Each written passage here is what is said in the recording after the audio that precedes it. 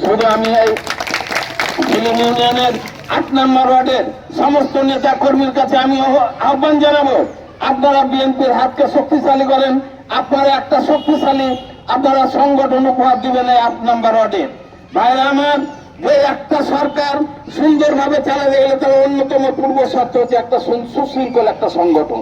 এই সংগঠনের মাধ্যমে এই উন্নয়নগুলো হবে। বিএনপির হাতকে শক্তিশালী করবেন এবং যে নিয়ম আছে গঠনতন্ত্রে সেইভাবে সংগঠন করার জন্য আমি আমাদের সংগ্রামী নেতা কাজী নজরুল ইসলাম এবং আমাদের সাজু আছে, তারা সেক্রেটারি এই ঝিলিম ইউনিয়নের, তারা অত্যন্ত সুচিন্তিত, তারা দুজনই কিন্তু আপনারা দলকে শক্তিশালী করবেন। দলকে শক্তিশালী করার জন্য আপনারা কাজ করবেন। আপনারা মানুষের ভালো মন্দ যে কোনো বিষয়ে আপনাদেরকে দেখতে হবে, মানুষের বিপদে দাঁড়াতে হবে। আমরা আপনাদের পাশে আছি। বাংলাদেশ জাতীয়তাবাদী দল নবাবগঞ্জ জেলা আপনাদের সাথে আছে।